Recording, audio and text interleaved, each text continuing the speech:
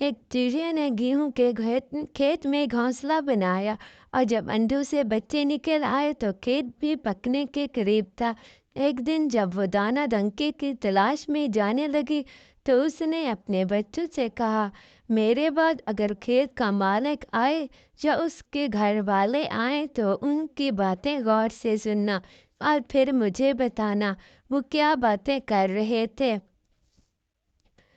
چڑیا کے جانے کے ذرا دیر بعد کھیت کا مالک آیا اور اپنے بیٹے سے کہنے لگا، میں سمجھتا ہوں کھیت پک چکا ہے، کل صبح اپنے دوستوں کے پاس جاؤ اور ان سے کہو کہ کھیت کاٹنے میں ہماری مدد کریں۔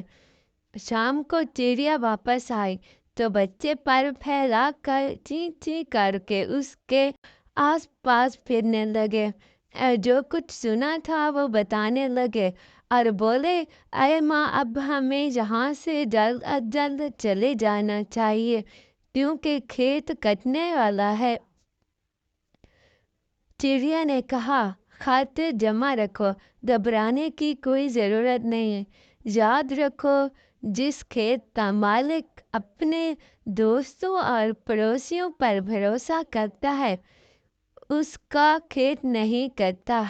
مجھے یقین ہے یہ کھیت کل نہیں کٹے گا۔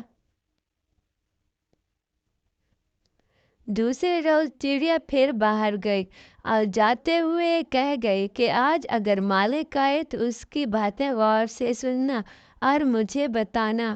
کچھ دیر بعد کھیت کا مالک آیا اور بہت دیر تک اپنے پڑوسیوں اور دوستوں کی راہ دیکھتا رہا، لیکن وہاں کوئی نہ آیا۔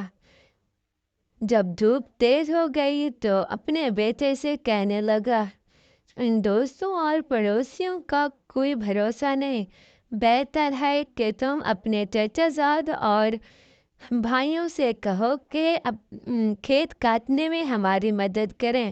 یہ بات سن کر چڑیا کے بچے بہت ڈرے اور جیسے ہی چڑیا آئی تو پر پھیلا کر اور چیں چیں کر کے اس سے کہا کہ آج یہ بات ہوئی ہے۔ یہ سن کر چڑیا نے کہا، بچوں، خاطر جمع رکھو، گھبرانے کی کوئی ضرورت نہیں۔ مجھے لگتا ہے کہ اس کے رشتہ دار اس کے کام نہیں آئیں گے۔ اگلے دن جب چڑیا دانے دنکے کی تلاش میں جانے لگی تو اس نے پھر کہا، اے بچوں، کھیت کے مالک کی باتیں غور سے سننا اور پھر مجھے بتانا۔ یہ کہہ کر وہ چلی گئی۔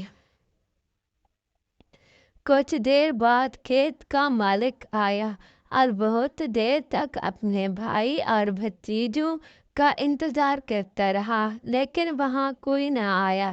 جب دھوپ تیز ہو گئی تو اس نے اپنے بیٹے سے کہا، اے میرے بیٹے، دیکھا، ہماری مدد کے لیے کوئی نہیں آیا۔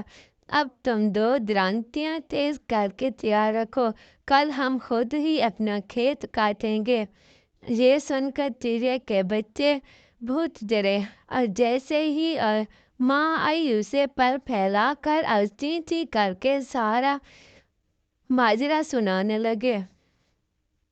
یہ بات سن کر چڑیا نے کہا، اے بچوں، اب ہمیں یہاں سے ضرور چلے جانا چاہیے۔